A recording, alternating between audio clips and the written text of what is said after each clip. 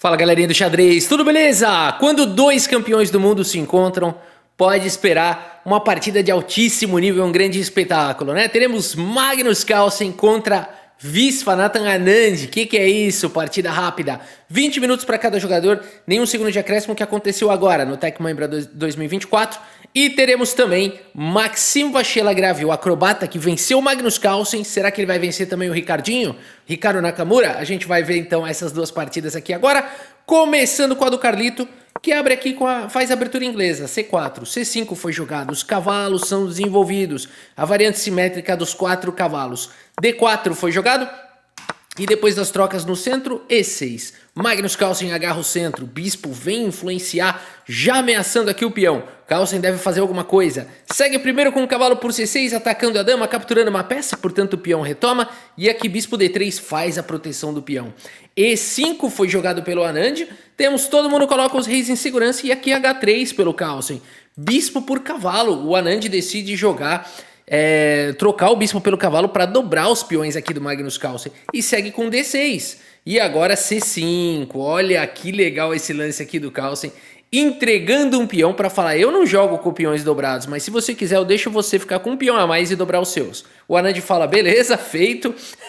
E aqui então F4 jogado pelo Carlsen. Cara, que lance, cara. Que lance esse lance C5, né? Que espetáculo de lance.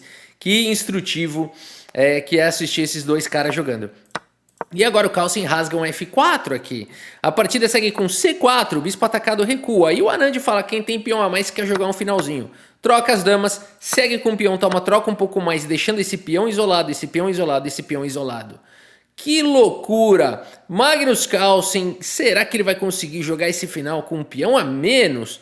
Mas ele tem o par de bispos e, queira ou não, a estrutura do Anand também não é uma estrutura para se orgulhar, né? Aqui como é que é? Tem aquela frase, o sujo falando do mal... Enfim, postem aí nos comentários, esqueci, tem uma frase, o sujo falando do mal lavado, né? Então lá, aqui essa estrutura de peões aqui tá ruim para os dois. Bispo E6 foi jogado aqui pelo Anand e agora a torre de A em B1, melhorando a posição da torre. H6 para não levar checkmate na fileira do fundo. E aqui A4. Temos o lance A5. Aqui muito possivelmente o Carlsen já estava tentando avançar com esse peão. A5 não permite, torre vem para a sétima horizontal, cavalo H5, bispo atacado, volta para E3, G5, Anand expande um pouco mais. E aqui o rei vem para o jogo, aqui que tá a grande magia, né? Você fala assim, o que eu vou jogar aqui? Cara, esse lance é meio imediato, né? Torre D6, assim, é um lance que a gente faz meio sem pensar, né? Já começar a atacar os peões, né? O que mais a gente pode querer jogar aqui? Um bispo B6, deixar esse peão atacado, controlar a casa de D8, são lances que a gente pensa. O Carlsen, ele talvez é um dos melhores jogadores de rei, né, da história do xadrez. Ele traz o rei pro jogo, ele sabe que o rei vale 4. Que história é essa, Rafa? O rei não tem, é verdade. Mas alguns estudos indicam que em finais os reis podem, se fosse ter um valor de peça, seria mais do que um cavalo ou um bispo, né? E menos que uma torre. Vamos lá, só no canal Xadrez Brasil o rei vale 4. Mas é verdade, e que me mostra esse estudo, eu não sei onde eu guardei. Mas vamos lá, bispo por F4 foi jogado, Magnus Carlsen aproveita aqui. Não tem mais o par de bispos, mas ele deixou a estrutura de peões aqui do Anand estragada, completamente estragada. E segue com o rei, olha aí, o rei que vale 4. Torre de F em D8 foi jogado e o Carlsen agora volta à torre. Existe a luta pelas colunas. Torre toma, não se pode defender as duas colunas abertas, por isso Anand joga com torre B8 e agora rei por F4 recupera material. Bora ver esse final aqui. A estrutura de peões do Carlsen, queira ou não, está melhor, não está de se orgulhar. Mas a gente tem aqui, ó, 4 ilhas de peões, ok? E o Anand? 3, 4, 5 ilhas de peões. Não vou considerar que isso é uma ilha, isso são 2, porque um peão não está ajudando o outro. Então, a estrutura do Carlsen está um pouco melhor. Torre B2 foi jogado pelo Anand, torre C1, esse lance é genial, porque a gente pode pensar em jogar também um torre D2, mas esse lance é genial, o Carlsen vai dar um jeito aqui de deixar essa torre fora de jogo. Vamos ver, rei F8 foi jogado, rei E5, olha o que a gente falou do rei, olha onde já está o rei do Carlsen, Olha onde esse rei foi parar, esse rei tá extremamente ativo aqui, cara, ele vai fazer a limpa. Por isso o rei E7, o Anand não permite rei D6, que já era ameaça da posição. De qualquer maneira, o rei agora cola no peão. Segredo do Carlsen em finais, amarrar o adversário. O bispo tá amarrado já na defesa do peão, já amarrou alguém. Rei D6 foi jogado pelo Anand, tira esse rei daí. E o rei volta para casa de E7. E o Carlsen agora, percebendo que essa torre nada está fazendo, segue com o lance G4, ativando já os peões da ala do rei. Bispo D5 foi jogado pelo Anand e agora H4, avança com o peão. Temos o lance rei F8, já um lance difícil de achar um lance agora aqui pro Anand, né? Como é que ele vai defender essa posição aqui? Ele joga com rei F8 acreditando que tá tudo bem. Magnus Carlsen ganha um pouquinho mais aqui de qualidade pro rei, tá ameaçando um rei D6 agora, olha que pérola, né? Rei G7 foi jogado rei D6, olha só a qualidade disso daqui. E aqui torre A2 foi jogado pelo Anand, um lance que faz todo sentido, porque ele quer jogar torre A3, atacar aqui o peão e ficar mantendo aqui também o bispo amarrado na defesa do peão de A4. Só que tem um problema, agora essa torre não joga mais. Ela simplesmente não tá mais jogando. E aqui o Carlsen aproveita para jogar um lance aqui, o melhor lance da posição, o único, G5. Notem que agora existe uma barreira, o rei não passa. A partida segue com as trocas, e agora a torrinha A3 ataca o peão, e a barrinha já, né, dispara lá para cima. Mas não é fácil castigar, tá, esse lance torre A3. De fato, o melhor era voltar a torre para B2, de forma que a torre tem mais atividade. Em A3 a torre ficou completamente fora de jogo, porque como é que ela vai... Tudo bem, tá atacando o peão, mas e depois? Vai vir para cá, vai perder alguns tempos, né? Então torre A3 não é o lance a ser jogado, porque agora Magnus Carlsen teria esse belíssimo lance bispo B1. Não é fácil de encontrar bispo B1, mas olha agora a torre aqui, fica com dificuldade de jogar. Talvez teria que jogar torre aqui em B3, mas qual que é a magia desse lance? Bispo B1 protege o peão de C3 e traz uma ameaça imparável, G6. G6 seria uma ameaça imparável, com a ideia de desviar o peão ou capturar o peão, tanto faz, e liberar o outro para chegar em E6 e não tem o que fazer contra isso. Por exemplo, torre por A4, né? Você entrega praticamente vários dos peões aqui e segue com E6. Como é que para esse peão? A torre não consegue mais chegar. O rei, de jeito nenhum, aqui nem pensar, vai acabar levando mate. Né, vai acabar levando checkmate aqui nessa situação. Acho que dá para voltar o bispo, troca os bispos, traz o rei e vai promover. Né? Quer fazer? Vamos fazer aqui. Ó. Se o rei tentar encostar, cheque, se vier para cá, bispo cheque, se o bispo vier para cá. Como é que eu falei? Troca e joga rei D7, o computador achou um mais rápido aqui, ó, torre F1. Mas vou fazer o do Milk aqui, ó. O do Milk funciona também, tá bom? Não é o mais rápido do mundo, mas é o que temos, né? Tá bom? Ganha também. Se ganha também, é bom, né? Funciona. A partida seguiu com bispo em F5, aqui jogado pelo Carlito, tá bom? Não foi, portanto, para esse lance mágico bispo B1, e bispo F5 já não é tão bom quanto o bispo B1, porque quando você jogar G6 peão toma, não dá para jogar E6 porque o bispo vai estar aqui atacado. Mas beleza, o Carlsen tem outra ideia, ele tem outro plano, olha só que legal. Aqui o computador cai um pouco a barrinha, mas se você deixar mais um tempo ela vai subindo mais, tá? Porque, olha lá, a posição é muito boa para as brancas. O Anand não tem mais muito o que fazer, talvez tentar voltar a torre pro jogo, mas, cara, quem tem peão aqui, coleta madeira, coloca no bolso, fala, me mostra aí o que você tem. Magnus Carlsen segue com o único lance da posição, não tem nenhum outro. Não tem, todos os outros são porcaria. As pretas já empatam. Vou fazer o bispo B1 agora. Já não funciona mais, olha a barrinha, ó. Despenca, despenca, despenca, né?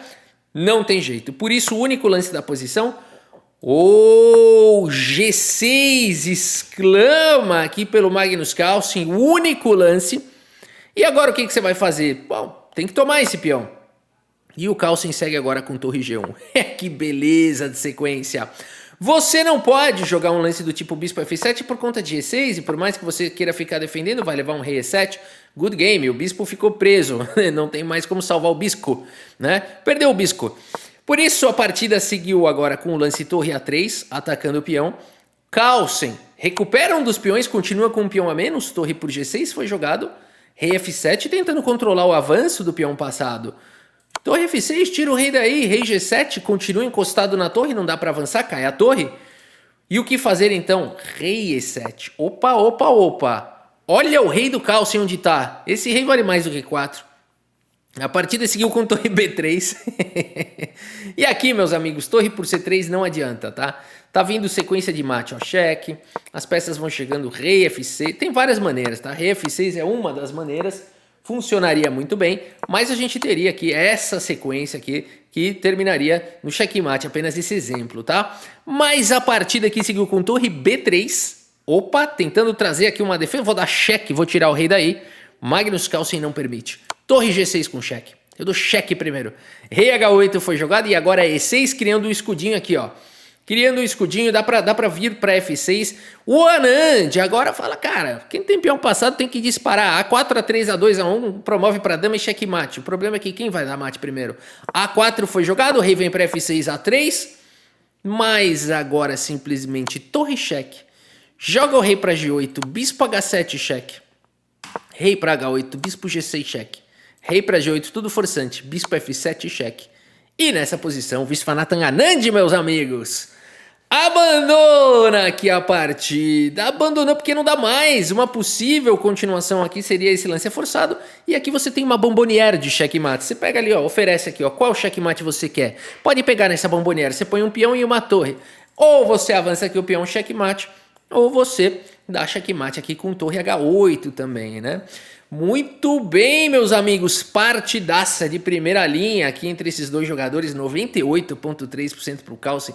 Uma partida rápida, não é nem uma pensada, né, meu? O cara é bizarro. E 87,4% para a lenda viva Viswanathan Anand, que tá jogando um super torneio, hein? Tá jogando em altíssimo nível o Anand.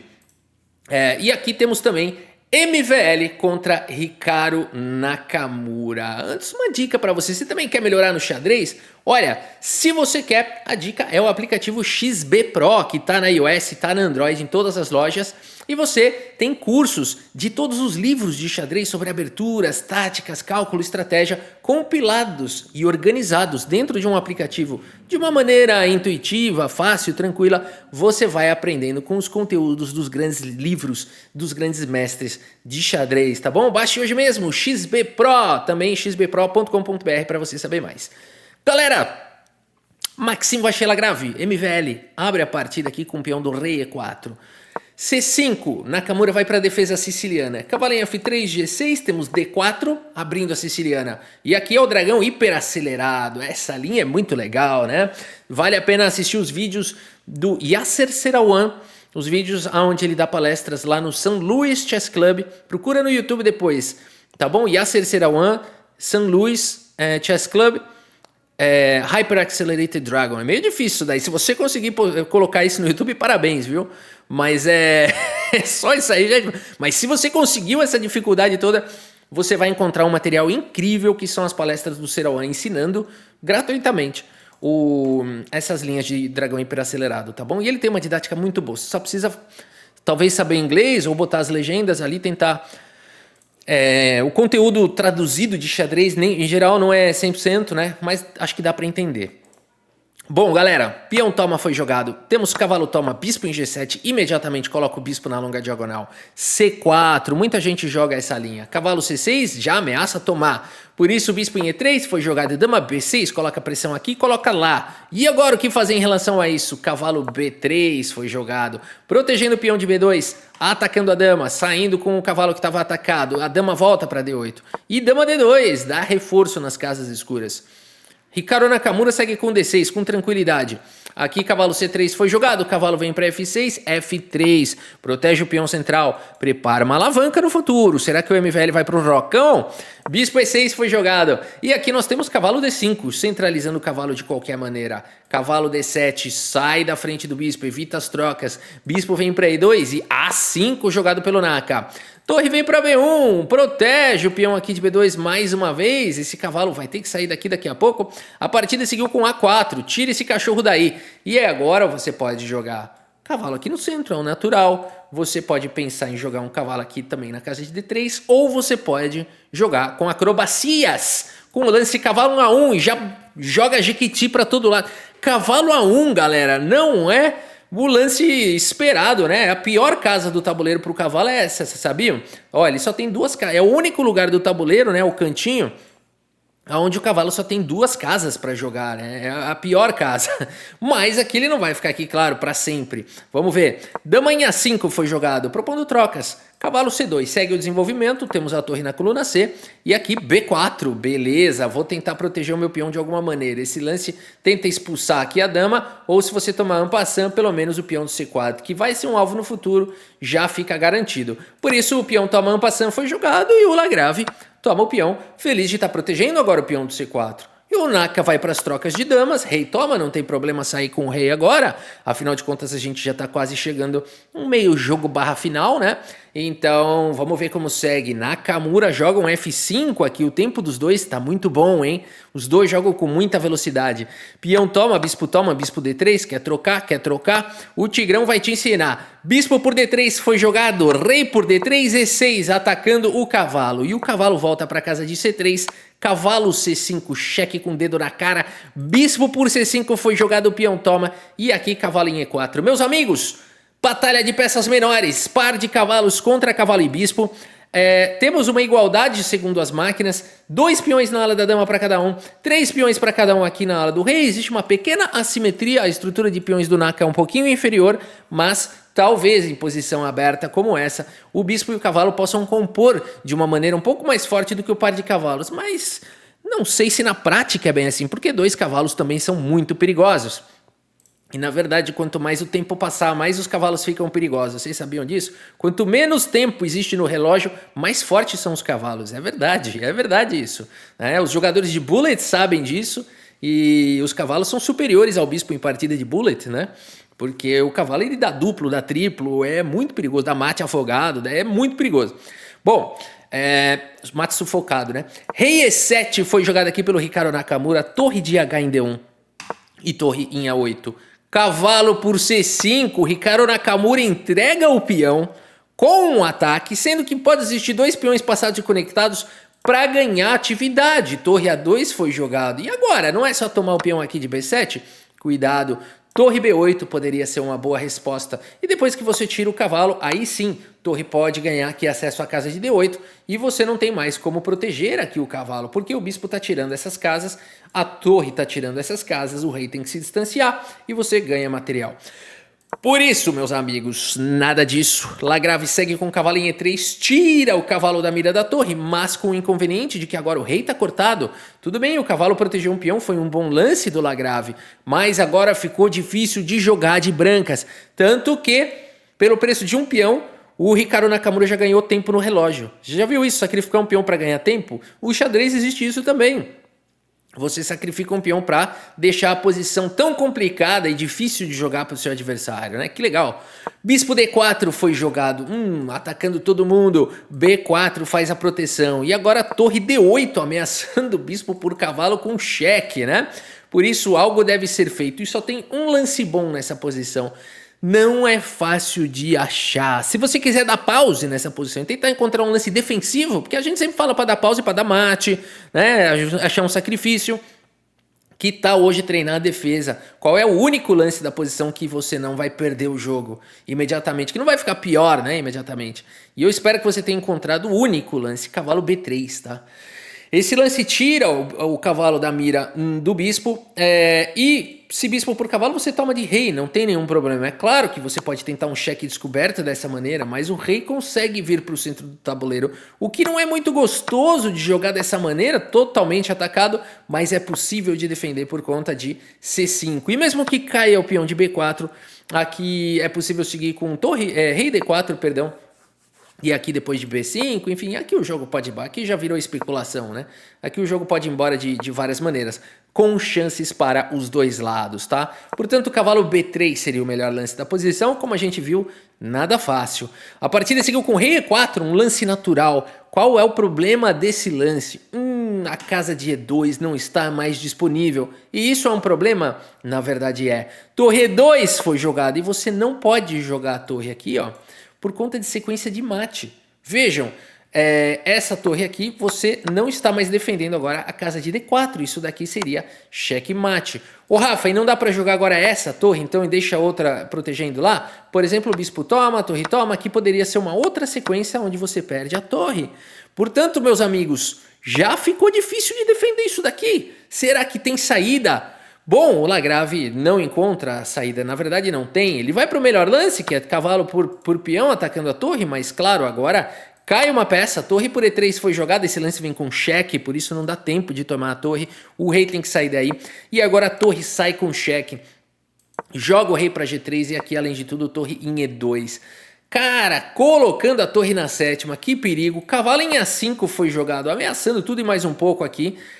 Por isso o bispo em E5, o cheque foi jogado, joga o rei para casa de H3, temos as trocas em A5 e aqui a torre vem para F5, esse rei tá quase levando mate. Torre B7, cheque com o dedo na cara, rei F6, foi jogado torre por H7, evita o lance torre H5, que poderia ir para a sequência de mate. Mas nessa posição, agora sim, pretas jogam. Se você quiser dar pause nessa posição e tentar encontrar um lance de ataque, na verdade é o único lance forte, assim, que dá uma forte vantagem para as pretas. É o único lance. E eu espero que você tenha encontrado. Exercício de tática agora, hein? É isso aí. Torre por F3 aqui com cheque. Você pode jogar rei aqui em G4, torre F4, as pretas capturaram um peão e tem um forte ataque ainda, mas você vai querer capturar essa torre, e por isso torre por H2 foi jogado, seguido de torre por H7, e a gente tem esse finalzinho, torre bispo e 2 peões contra torre 3 peões, vamos ver a técnica. O Lagrave tenta ainda alguma coisa. O Nakamura tá muito bem no relógio, né? O ponto todo é esse. O Lagrave, claro, vai tentar alguma coisa, persegue a peça, né? Tem os peões aí avançados, de repente ele consegue criar um peão passado perigoso, tenta levar o rei, melhor não, né? Mas aqui o Nakamura vai fazendo a finalização impecável, né? Joga com toda a paciência do mundo e por isso nessa posição MVL abandona aqui a partida. Abandonou porque não dá mais. Posição de Zumbislândia, né? Já não tem lance aqui. O que é Zumbislândia, Rafa? Você sabe o que é isso. Aquela quando o adversário já não tem lance bom para jogar. É que eu achei que fosse Zugzwang. Talvez seja, né? Mas Zumbislândia é muito mais legal. Bispo C5 é possível. Bispo D4 aqui também é possível. Quer dizer, ainda tem jogo, né? Ainda tem jogo. Mas aqui acho que dá para jogar esse. Pra ficar Zumbislândia forte mesmo. Aqui já não tem mais defesa, né? Você não pode jogar esse lance. Não precisa jogar esse, tanto faz, né? E já não teria, mas vou jogar esse para dar suporte pro peão. Também não dá tempo, né? Você para aqui. Não, aqui já podia ter tomado. Vou jogar aqui e pronto. Vai para cá e acabou, né? Esse peão não consegue mais avançar. Uma partida sensacional. Vamos dar uma olhada no relatório do chess.com, ver a precisão aqui dos jogadores. Uou, 96.1 para Hikaru Nakamura. Também tá com uma qualidade de jogo impecável. Os dois aqui, né? Monstruoso, 92.4. Né? Você fala assim, você fez 92.4? É porcaria. Né? Eu fiz 96 aqui, por isso eu consegui a vitória. Né? Bizarro o nível de jogo desses caras.